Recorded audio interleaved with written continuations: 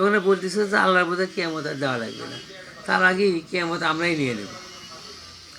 এটা অনুচিত, এটা উচিত না। রাজনৈতিক বিষয় এগুলো নিয়ে আমি খুব একটা বেশি মাথা খাই না, তবে এইটা আমার কাছে একটা অস্বাভাবিক এবং কেমন যেন এটা লাগে যে একটা দেশের রাজাকে আর এক দেশের রাজা মেরে ফেলবে। পৃথিবীটা কী! কৃতজ্ঞতা জানাই বাংলাদেশ সরকারের কাছে যে ওর জন্য স্পেশালি একটা টিকিটের ম্যানেজ করেছে, কারণ ওর তো বাংলাদেশ বিমানের কোনো টিকিট ছিল না, ওর রিটার্ন টিকিট ছিল আমেরিকাতে। এটা করাই দিয়েছেন, এর জন্য আমি একটু শুকরিয়া আদায় করি আল্লাহ পাকের কাছে।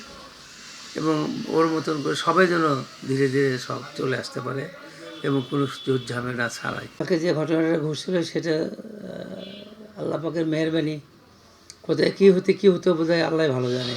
কারণ ওরা তো সৌদি আরব সহ আরও কয়েকটা দেশে ড্রোন হামলা চলছে, ইরান, যেটা ইসরায়েলের হামলার প্রেক্ষিতে আমেরিকান ঘাঁটিতে।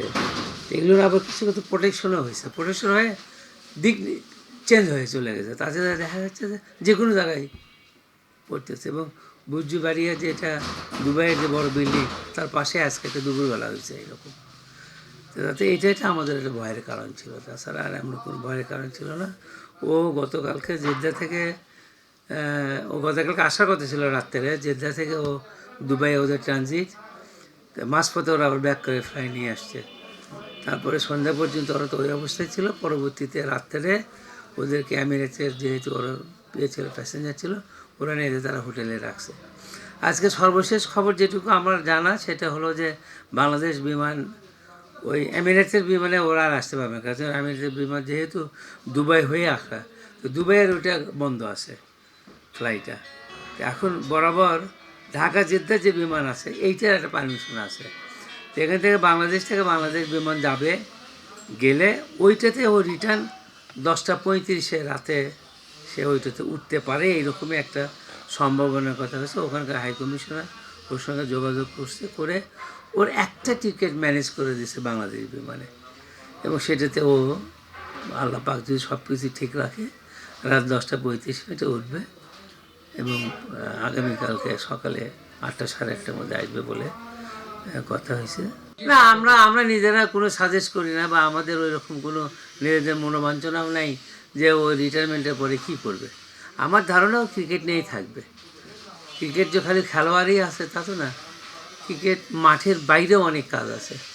ও যেভাবে একজন খেলা পাগল ছেলে, আমার মনে হয় ক্রিকেট সহজে থাকতে পারে। এটা মানুষ দাবি করে কিনা তা জানি না, আমরা এরকম করে মনে করি না যে এখানেই ওর শেষ ম্যাচ খেলা লাগবে। ও শেষ ম্যাচ যেখানে খেলবে, যেখানে হবে।